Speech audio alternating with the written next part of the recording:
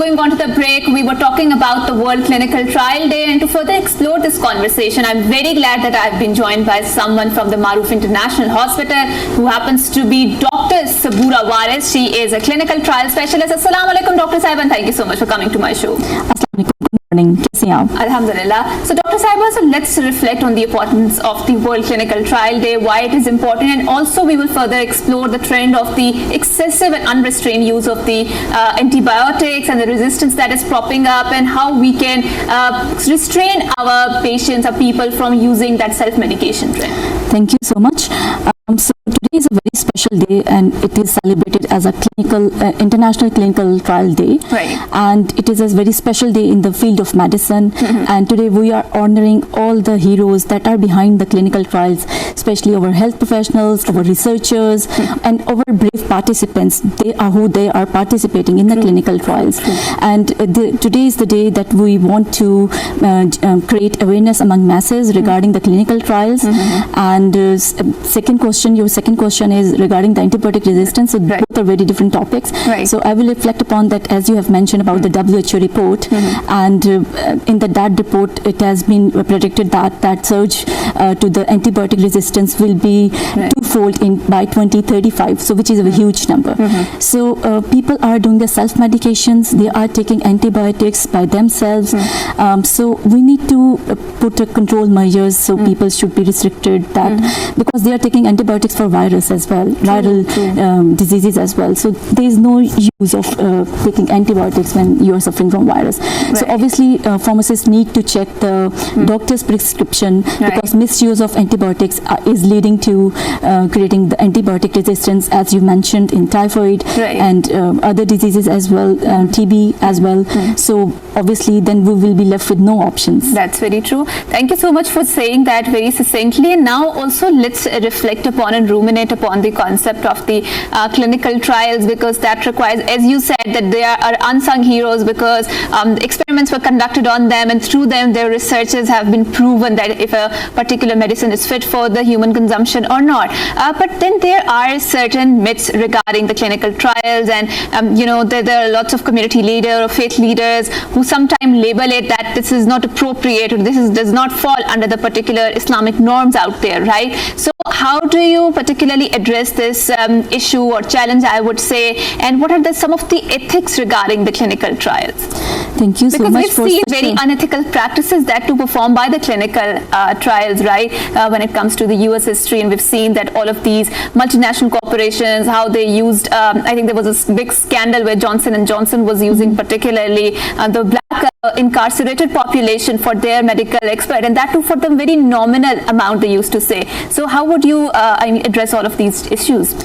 So for the ethical concerns, as you have mentioned, so in the history of clinical trial, because when clinical trials were started, there were no ethical considerations and then with the passage of time, the ethical consideration evolved, and then now we have a good clinical practice, a declaration of Helsinki principles that are international guidelines how to conduct a clinical trial. All ethical principles are stated in that. So we are using that benchmark to conduct the clinical trials. And as you have mentioned that there was misuse, there is a racial disparity. So in the clinical trial now they are controlled. Regulatory bodies are looking into their clinical trials. They are getting approvals before being tested. So there are lots of work has been done in the past in the history. Now the clinical trials are quite controlled. And secondly, you have also mentioned regarding please so I spoke about particularly the international standards, and because of the paucity of the time, so now let's move forward to the situation which is prevalent in Pakistan. So how do you see the entire situation unfolding in Pakistan? Because in Pakistan, the research and development unfortunately is not that much of a focus here, right? Yes. And you are heading a unit particularly that talks about the clinical trial specialist unit, right? Which is particularly focusing on the clinical trials in Pakistan. So what is the scope of it in Pakistan, and how do you see things unfolding here? So in Pakistan, obviously there is a limited awareness, and this is the platform that we will be talking about clinical trials. And there are lots of myths as well, as you have mentioned, because when COVID came, people were have the myths that they will die after 2 years, and when then polio vaccine came, then there is a myth that people will become infertile. So lots of myths, and people are also like, there's a myth as well that we are treated as a guinea pig, or obviously you have also mentioned about it's a haram, or that component as well. So there's lots of counseling that we conduct in this, and obviously clinical trials are very controlled studies, and ethical bodies are looking into that, regulatory bodies are looking into that. So clinical trials are very controlled. You're not treated as a guinea pig, because we have lots of medicines now, and all have gone through the process of clinical trials. So if everyone will be thinking that we are treated as a guinea pig, then we will be having no medicine at this moment, and no medical device and no new technology. So we need to bust these myths and clarify among people that these are myths. Clinical trials are very safe, because before tested on humans, they undergo very rigorous testing in the labs, and obviously after that we also do other tests in the lab as well.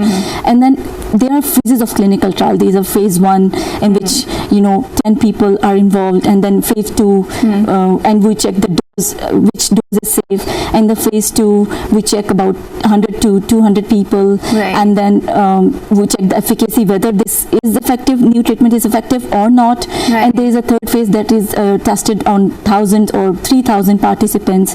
So and in the phase 1 we report all these adverse events, or maybe side effects, you can say. So clinical trials are very safe studies. Right. And since Dr. Saboora, you did your PhD from Monash University in Australia, and I'm pretty sure after moving from Australia to Pakistan, so how do you compare and contrast two cultures when it comes to the PhD, when it comes to the research, particularly and specifically when we talk about the clinical trial research in Pakistan and the West? So what are some of the things that you would like to adopt here in Pakistan? So this is a very good question. So because when I have my experience in Monash University, Australia, because one of the limiting factor in Pakistan is the resources and the funding as well for the research. I enjoyed doing the research. There was a technology, there were resources, there were grants and research, and people acknowledge researchers. In Pakistan, we do not acknowledge, unfortunately, our researchers. We don't have resources, we don't have grants to conduct the researches. So there's a huge gap between the West and Pakistan if we compare. Because we have other priorities, we have education and health, and we are developing countries, so which is quite understandable. So in terms of clinical trial, if we compare with other countries, it is all about the feasibility of conducting clinical trials. So Pakistan has a huge potential because of our genetic makeup. We have high disease burden in all communicable and non-communicable diseases, but if some clinical trial is taking long time for getting approval in our country, and if we compare that with Malaysia has won best clinical trial award in last year, and in the 1 year the industry has grown up. So in Pakistan we have started this industry after COVID. So if some country is conducting clinical trials and things are not feasible, sponsor will not be coming to that country. So we need to make things feasible for the sponsors, so that clinical trial industry can be promoted in our country as well. Right.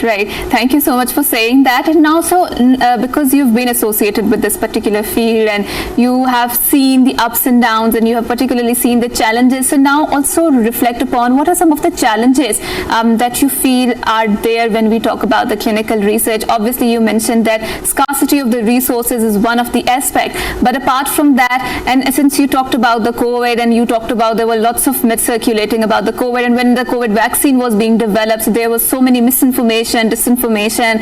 There were conspiracy theories that this particularly vaccine is there through which they want to control the population, and I mean, people were very reluctant to go there, right? And some cited their religious faith, some cited their doctrines out there. So what are some of the challenges that you feel are particularly prevalent in Pakistan and globally over the world when we talk about this industry? So if we focus about regarding Pakistan, so we are facing challenges like I have mentioned, the feasibility. So if we are facing the regulatory approval delays, obviously, so that industry, our industry is facing those challenges in Pakistan at this moment. And if we secondly, if we talk about other countries as well, so because there is a limited awareness in our country. In other countries, people are aware because high-income countries are sharing a significant contribution in the world of clinical trials as compared to developing country. But if we compare India and Iran, they have make major contribution in the field of clinical trial, and contribution of Pakistan in the field of clinical trial is very less, which is 0.1%. So we need to grow that industry, and we on this platform I need to give the message that we need to make things visible for all the sponsor, investigator, contract research organizations and ethical approvals. So we need to sit together and we need to make things visible for this industry. And also, when we further delve into this particular topic of the clinical trials, so how much do you think the cross-cultural study is important, or when we particularly talk about the international collaboration, they can help, because we are living in a very globalized world, and we've seen with the advent of the pandemics and epidemics with COVID that COVID knew no boundaries, no geographical boundaries. It was there in the entire world, right? So how much do you think the fight against such sort of pandemics or epidemics or unseen bacteria requires a global collective human the sacrifice or human collaboration when we talk about international collaboration, particularly when we talk about clinical trials? So for Pakistan, because we have limited resources in Pakistan, we are not making any new medicine, we're not making new medical devices, and if we are making, then they do not go to that level that can be introduced to general public. They do not get approvals.